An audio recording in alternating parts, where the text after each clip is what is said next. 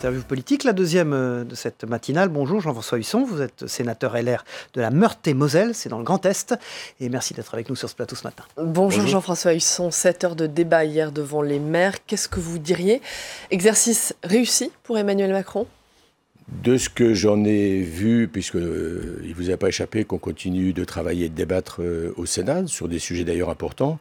L'exercice, d'abord, je salue la démarche, parce que ça fait longtemps et ça a bien été dit, à la fois par les élus locaux, nationaux, et puis par le mouvement des Gilets jaunes. Il y a une forme de solitude, d'isolement, de déconnexion, de tour d'ivoire du pouvoir. Donc, que le président donne un premier signe en allant à la rencontre des élus, les fantassins de la République, 550 000 élus locaux, à 90% bénévoles. Je le dis, il y a plus d'élus locaux que d'habitants dans la ville de Lyon. Vous ne trouvez pas que c'est une chance pour la France? Moi, je trouve que si. Donc, avoir un geste, un premier geste, après la claque que le président de la République avait infligée au maire en ne se rendant pas, contrairement à ses engagements, au congrès de l'AMF, je pense que c'est un bon début. Et sur les thèmes de débat, ça c'était pour la forme, sur les thèmes, que ce soit sur les SF, sur les 80 km/h, le président, on l'a vu, n'a écarté aucune piste, aucun thème de débat, aucun sujet. Ça c'est important. Vous le saluez également? C'est important, mais ça veut dire qu'on a peut-être perdu 18 mois. Il y a quelques sujets. Vous parlez des 80 km/h. Un travail fin, constructif, que je qualifie de positif et intelligent, avait été conduit au Sénat à l'initiative du sénateur Michel Raison. Il était simple, il proposait d'identifier dans les départements, entre les préfets et les présidents de conseils départementaux, les points les plus dangereux en termes de sécurité routière pour apporter des solutions, pour éviter finalement d'annoncer des grands plans qu'on n'arrive pas à conduire.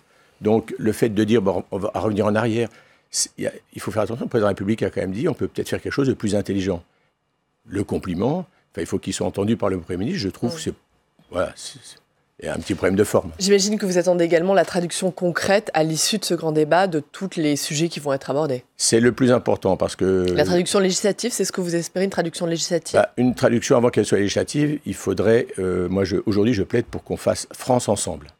Et pour faire France ensemble, qu'est-ce qu'il faut? Il faut dialoguer, il faut non pas entendre mais écouter, et puis il faut commencer à faire des propositions. Est-ce que le Sénat, justement, qui est la Chambre des territoires, la voix des territoires, un rôle à jouer dans ce faire France ensemble, comme vous le dites? Il a évidemment un rôle à jouer, puisqu'il incarne, c'est son ADN, la représentation de tous les territoires.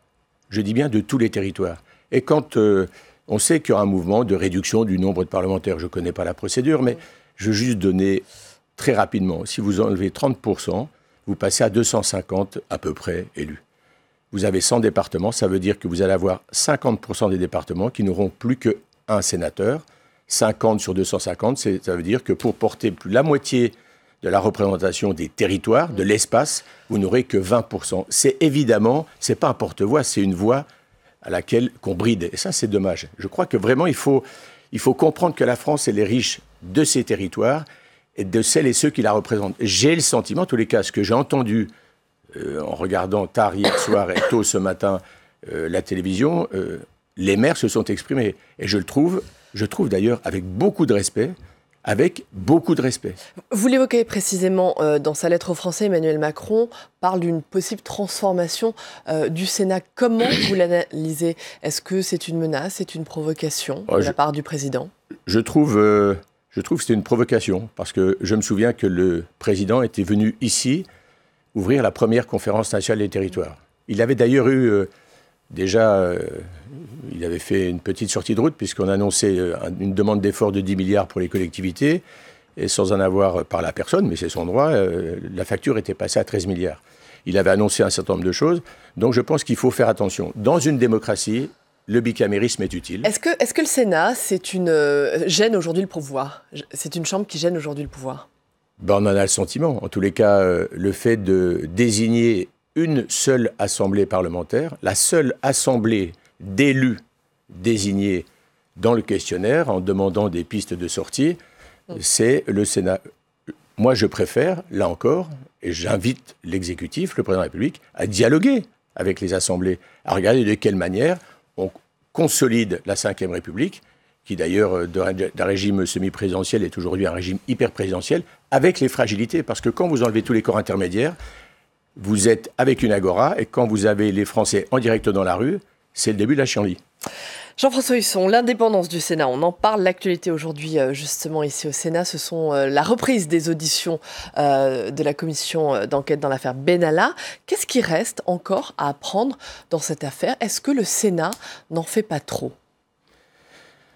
Il y avait d'abord un risque, je me souviens, moi je rends hommage à la fois à la justesse d'analyse, au ton mesuré, aux propos toujours équilibrés du président Philippe Bas et de l'équipe de la commission d'enquête, parce qu'on était à un moment, notamment quand l'Assemblée a refermé la copie très rapidement, il y avait un risque de ringardisation du Sénat.